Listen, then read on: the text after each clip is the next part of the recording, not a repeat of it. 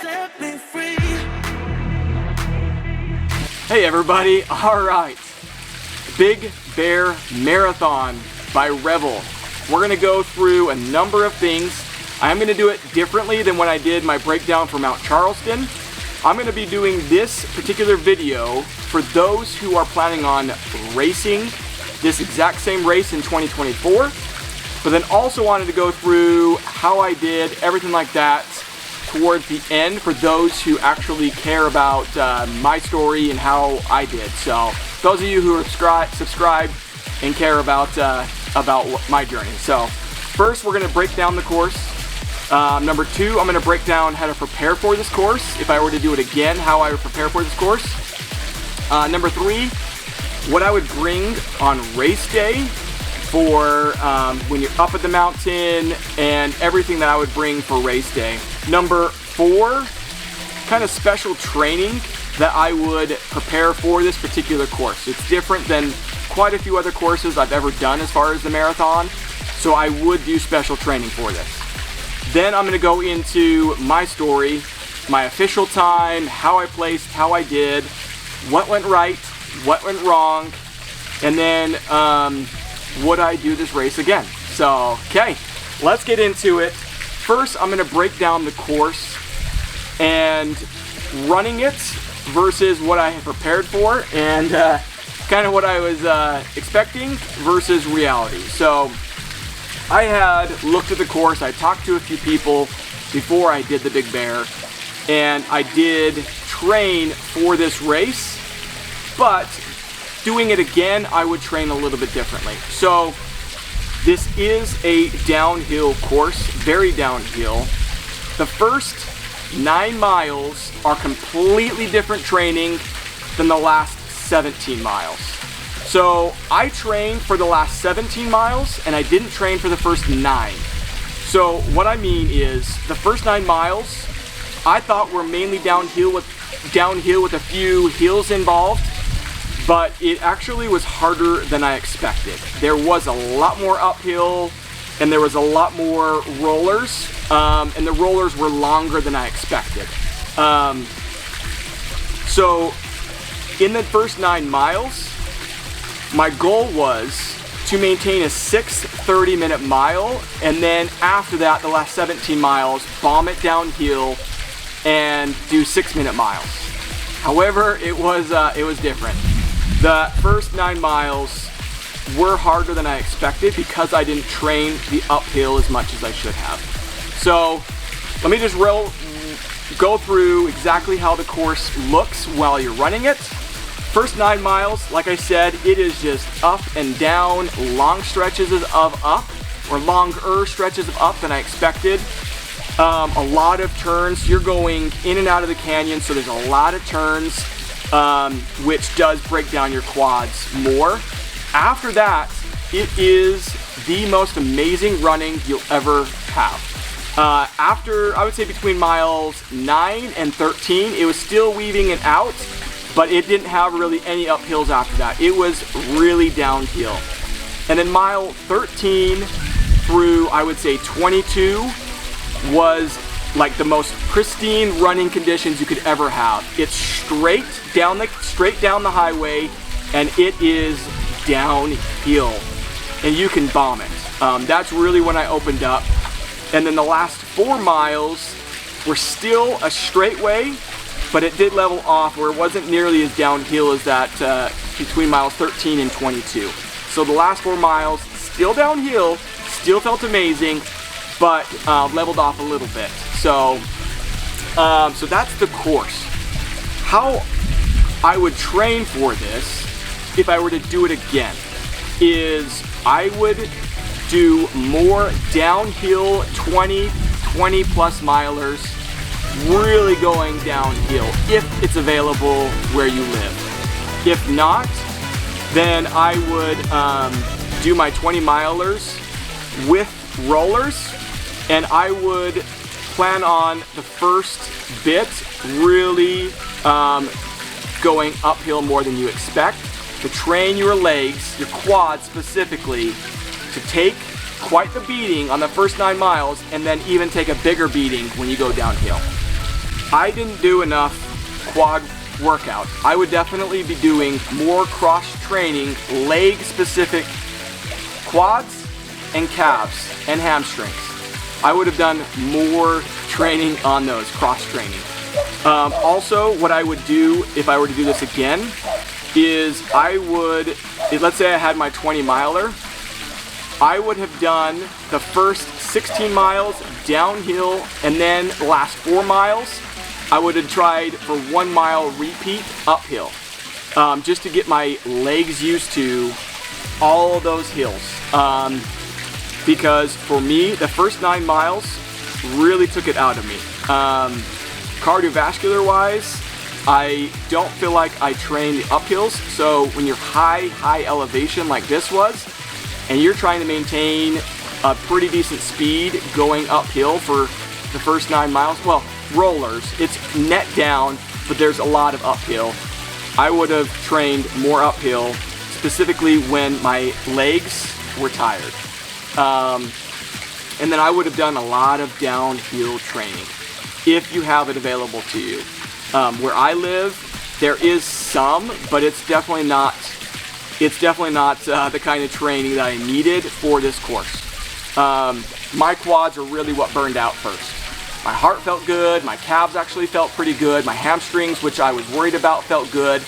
My quads, from all the turns and all the downhill, especially my inner quads right here are what burned out really quick. So anyway, that's how I would train for this. I would have done, ended up doing, I think I did 5 20 to 22 milers. I probably would have added a 6th, and I would have traveled to a canyon somewhere, and I would have went straight downhill for that 20 miles. What I would bring on race day, I really didn't know. So I packed so much, and it really was colder once you get to that top. It wasn't as cold as I was expecting, but I've heard it can get to as low as like 18 degrees.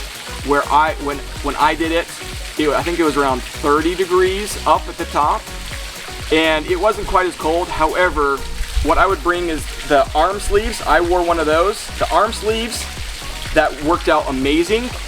Gloves, I would bring gloves, ones that you could throw away.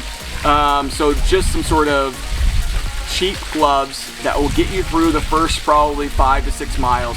You can throw them away after that. Sleeves, I kept mine on for most of the race. Even those, I would get ones that you can throw away. It does get hotter once you get, I would say about mile 13. The last half of the marathon, it warms up because you're going into San Bernardino, which was warmer. So I was really glad that I had a hydration belt with 2 water bottles. This is actually it, and it worked perfectly. So I had 2 bottles on either side, and I had electrolyte drinks. So I used the Goo Roctane drink, and I had that in both of those to get my amino acids and get my electrolytes. And I would say nutrition-wise, it was amazing, but it does warm up those last little bit.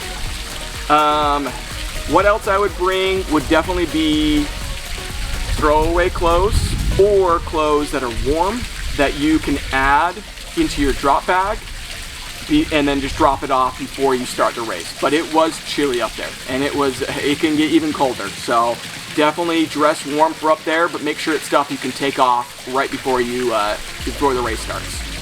And then it sounded like the last 2 years they had started late because the buses were still showing up. We were supposed to start at 6 o'clock, and the buses were still coming up. So they ended up starting, I think, around 15 minutes late.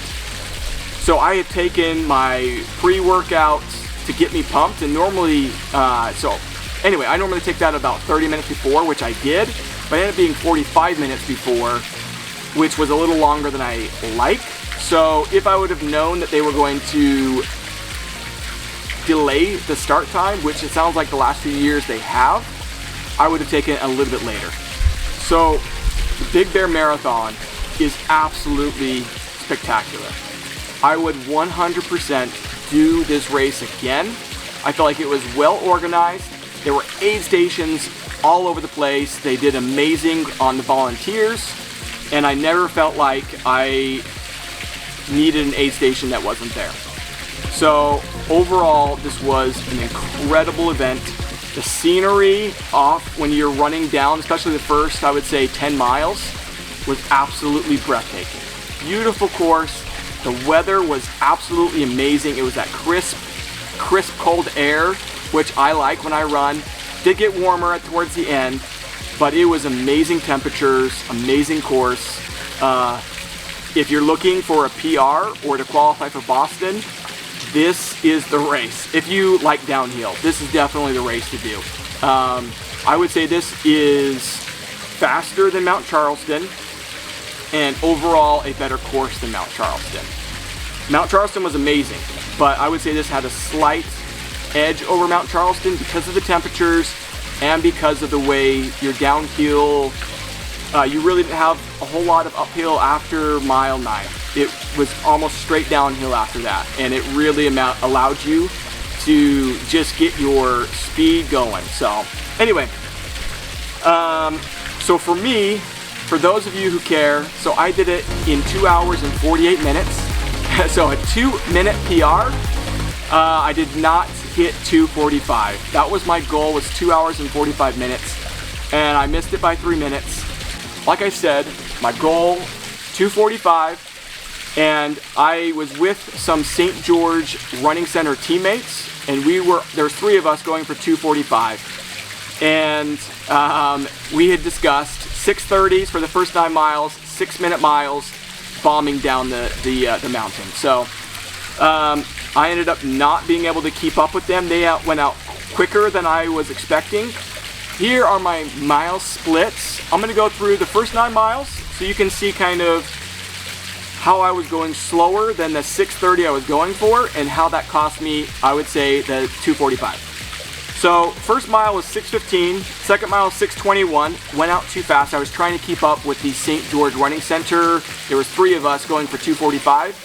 They went out strong, and by mile 3, I decided to pull off and let them go. But mile 3 was a 6:50, 6:23, 6:39, 6:51, 6:30, and then a 6:37. So was going way slower. Like I said, I did not train the uphill as well as I should have, so that cost me some time.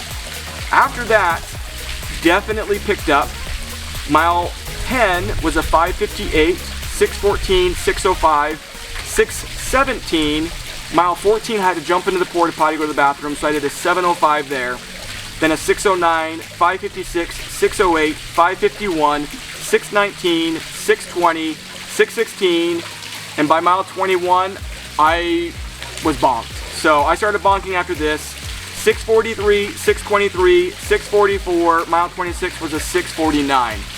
So the last 4 or 5 miles also cost me that 2:45. So the first 9 miles, I did not do what I wanted. The last 4 or 5 miles, didn't do what I wanted. Outside of that, I was sticking on pace of what I wanted. So that's my mile splits. I am actually really proud of myself for how I did, because by the 13-mile mark, when my quads were absolutely dying, I really started contemplating whether I was going to DNF. And I decided just to stick through it. Actually, by mile 14, when I went to the bathroom, I started hitting my legs, trying to get those to release somehow. Took my shirt off so I could cool down a little bit more. And then after that, like I said, it starts to go straight and really downhill. And as soon as I was able to open up my legs, my stride, and get my groove down, that's really when it started to go well for me. So I'm really happy I didn't quit or get too discouraged. I am happy, but I'm not satisfied. I do think 2:45 is doable for me. I needed to train more. Personally, I needed to do more downhill, more quad workouts, and I needed to do more uphill, like uphill repeats, and I did quite a few 5K, 10K tempos. I did quite a few speed work, but I would actually change it up and do more of those. I think I did a few too many easy runs, and I would have done a few more tempo runs or done a few trials. And I think once I do that, I think 2:45 is doable for me.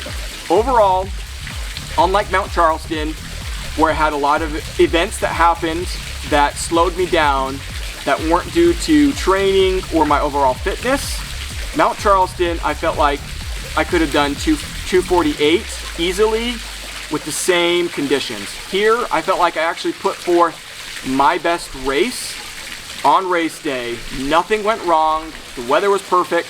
Hydration was perfect. I didn't cramp up, so I have no excuses other than I didn't train hard enough. So 2:45, it's coming. I'm gonna train harder. We're doing Boston in April of 2024, so I'm gonna start training for that at the beginning of the year. And that has a lot of hills, so I'm going to be doing a lot more hill repeats. So anyway, I'm really happy. Terri, I'm so proud of you. It was an honor to meet you in person. And Rachel, it was truly an honor of mine. I hope that you were okay seeing me and my family. And at that end, I hope you're okay with me looking grudgy and and knowing that I didn't hit my goal. I am sad about that, but Terri actually got a 6-minute PR on this course. She crushed it, and I know her daughter, I think she had, what was it, a 15-minute PR on her half marathon, so they did amazing. I'm proud of you. I'm actually really proud of myself. But yeah, I'm excited to do some future races. Hopefully there's more subscribers that are runners. Let me know if you're gonna do Boston. Let's do some meetups. Let's chat about how we can train and work together to accomplish a fantastic Boston. Yeah, running community is by far the most amazing community in my opinion. It is just fantastic to see so many people out there putting forth their best efforts, struggling together, and it bonds us runners together. So anyway, sorry, I know this was a little longer. I appreciate everybody. I hope that your running days are fantastic. I hope you will go injury-free. Follow me for workouts. I'm going to be doing probably more lower body workouts. Trying to build up my quads, hamstrings, and calves. So follow me. Cross training is absolutely crucial for running. So, okay, as always, let's ride together. Woo.